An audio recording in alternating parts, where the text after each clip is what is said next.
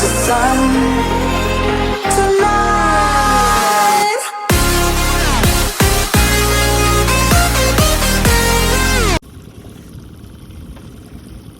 Good morning.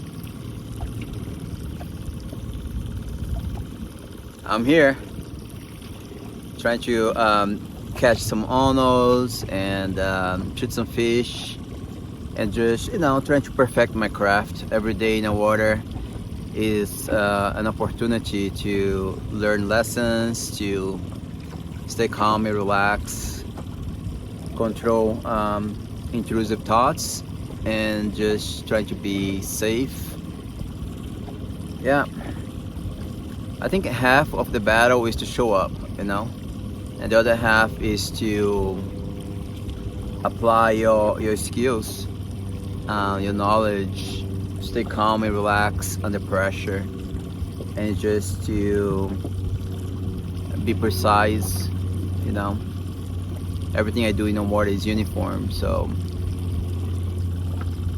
I think consistency is the key. Consistency beats talent every day of the week.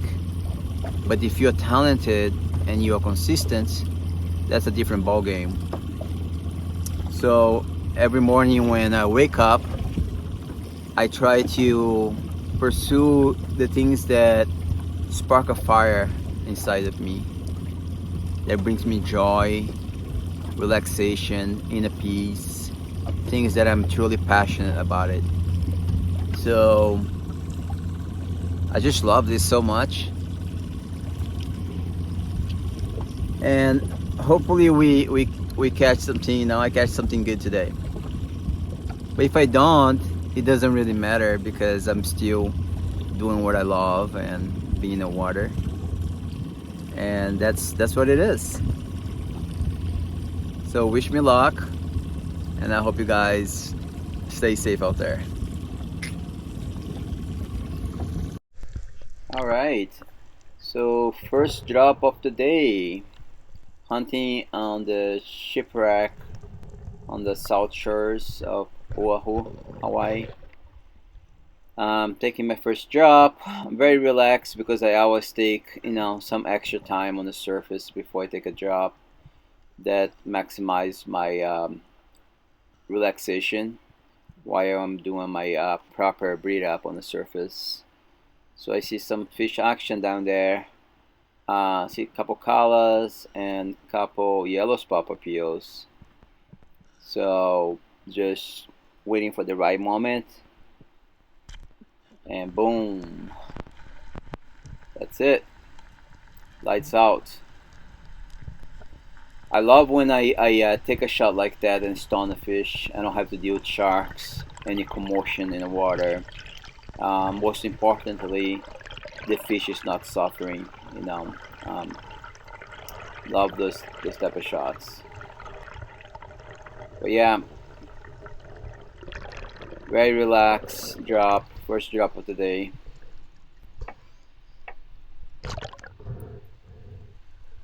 Bringing the fish up. No sharks yet, so that's always a good thing. Typically, when I shoot fish, and they show up.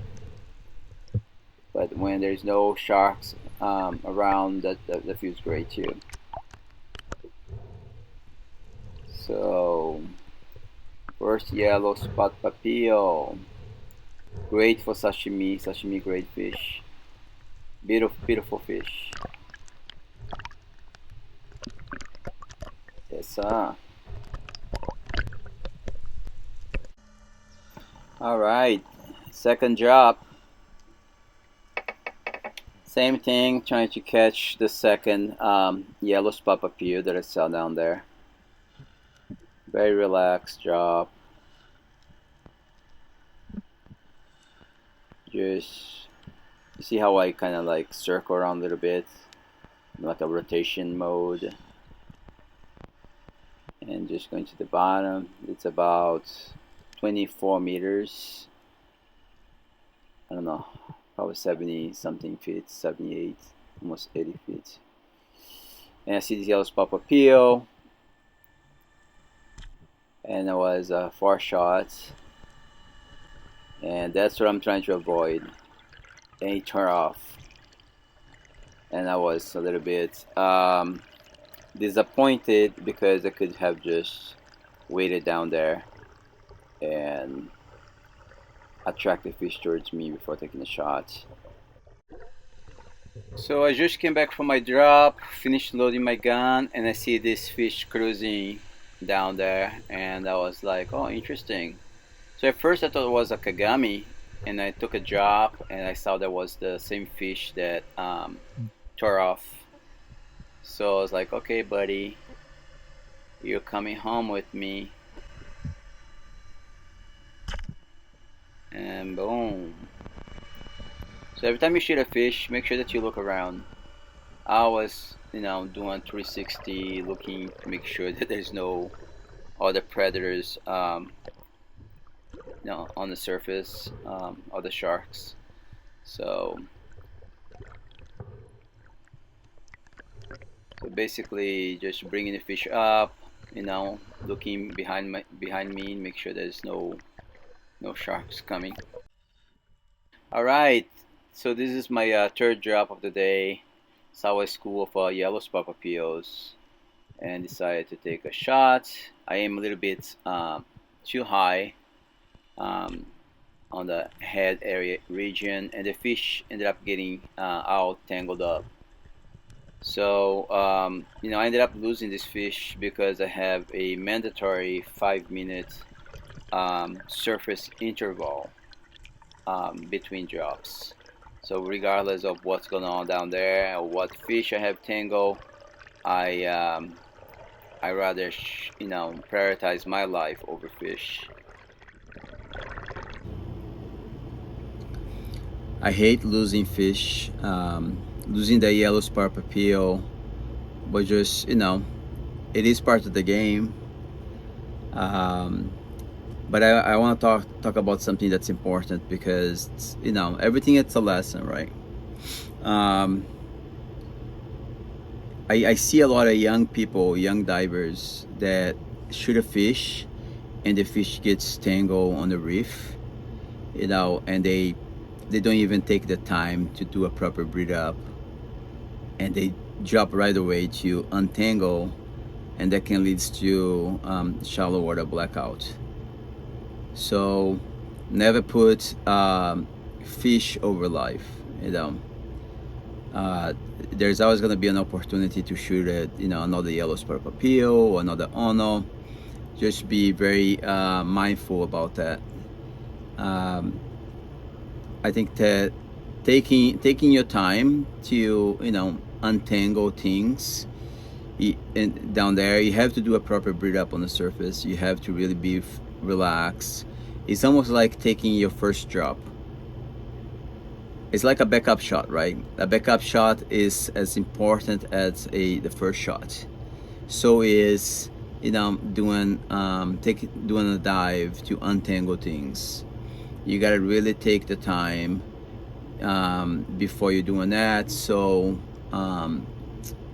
you minimize the risk of shallow water blackouts, especially at depth.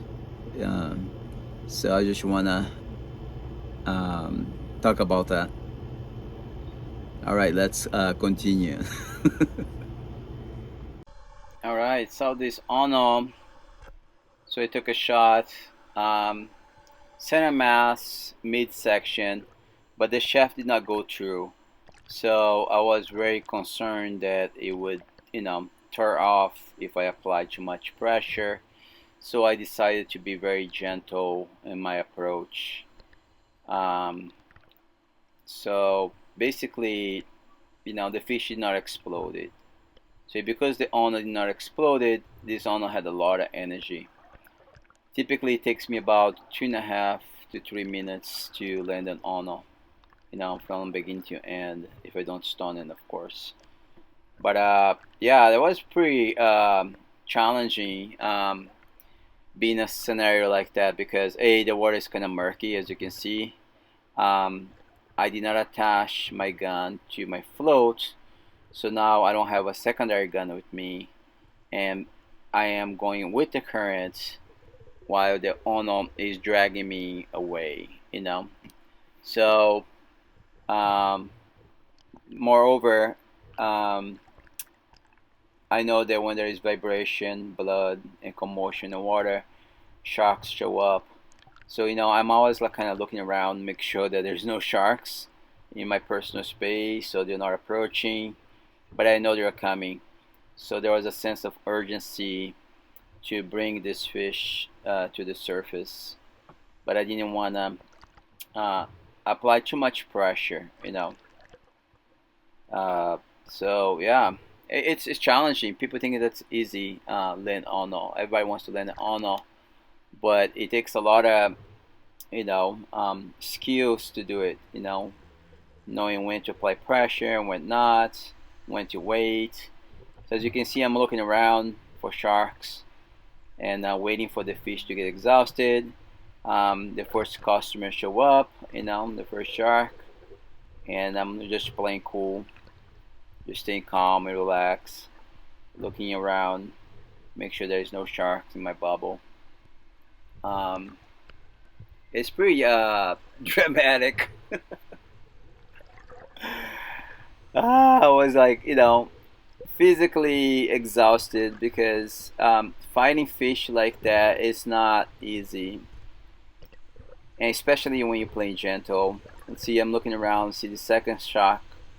So I already know, there was like 2 or 3 sandbars in the area, and I'm just playing cool.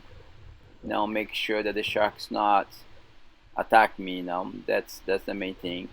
But they're more interested in the Ono for sure. The Ono is the one that's vibrating. I'm just staying calm, cool, and collected. Another shark. So now I'm surrounded by sharks everywhere. The water is murky. I'm being dragged by the current. Not a good scenario. And the fish still have a lot of energy. You see, it's dragging me underwater. I typically don't pull. I let the fish drag me to get exhausted. And I'm playing cool. And I'm like, come on, shark. Give me a break. I work very hard. That's Ono number 28, and I was excited about that. But the fish ended up, tore off, and now the sharks are chasing the fish, chasing the Ono. And I'm just observing, My heart is broken after all the work. Look at this. The sharks are chasing this Ono, and boom, done. You're done. Pretty sad.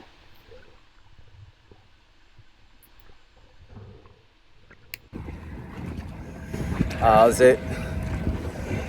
Current is ripping right now. Taking a break, taking a breather. Lost my Ono number 28. Ah, that hurts.